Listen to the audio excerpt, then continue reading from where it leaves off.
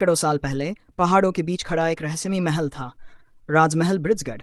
उस महल की दीवारें सोने जैसी चमकती थीं, लेकिन सबसे अजीब था उसका दर्पण घर, जहां सबसे कीमती और रहस्यमयी शीशा रखा गया था।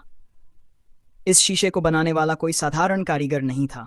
उसका नाम था ईशान रसायन, जो जादुई वस्तुएं और रहस्यमयी औजार बनाने के लिए पूरे राज्य में मशहूर था। महाराजा ने उसे एक दिन बुलाया और कहा, मुझे ऐसा शीशा चाहिए जो सिर्फ चेहरा नहीं, सच दिखाए, वो सच जो इंसान दुनिया से छिपाता है। ईशान ने यह चुनौती स्वीकार कर ली, लेकिन वह जानता था कि ऐसा शीशा बनाने के लिए सिर्फ चांदी या कांच काफी नहीं। उसे चाहिए थीं भावनाएं, डर, लालच और अधूरी इच्छाएं। और उसने शुरू किया सबसे अजीब प्रयोग। चंद्रग्रहण की रात महल में सब सो रहे थे, लेकिन दर्पण घर के अंदर मोमबत्तियां जल रही थीं। ईशान ने चांदी पिघलाकर उसमें अजीब मंत्र फूंके और एक एक करके लोगों को बुलाना शुरू किया। वो लोग शीशे के सामने आते और अपने राज बताते। किसी ने चोरी कबूली, किसी ने धोखा, किसी ने अपने छिपे हुए प्यार का दर्द। उनकी नकारात्मक भावनाओं और डर ने शीशे को जिंदा बनाना शुरू कर दिया। शीशा सिर्फ दर्पण नहीं रहा, अब उसमें किसी की यादें, सच्चाई और डर कैद होने लगे।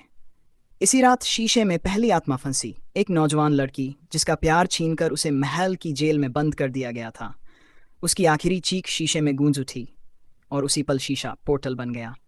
अब वो शीशा क्या करने लगा? वो चेहरा नहीं, दिल के अंदर छिपा सच दिखाता। जो डरता, उसकी परछाई शीशे में फंस जाती और धीरे धीरे शीशा एक कैदखाना बन गया, आत्माओं का। लोग जब उसके सामने आते, उन्हें अपने अतीत की बातें दिखती, उनके डर, उनके राज, उनका भविष्य। कुछ लोग पागल हो गए, कुछ गायब, और कुछ आज भी उस शीशे में कैद हैं। अंतिम रात महाराजा ने जब देखा कि महल के कई लोग गायब हो रहे हैं, उसने शीशा तुड़वाने का आदेश दिया। लेकिन जिस लोहार ने उसे तोड़ना चाहा, अगली सुबह उसका सिर्फ परछाई रहित शरीर मिला।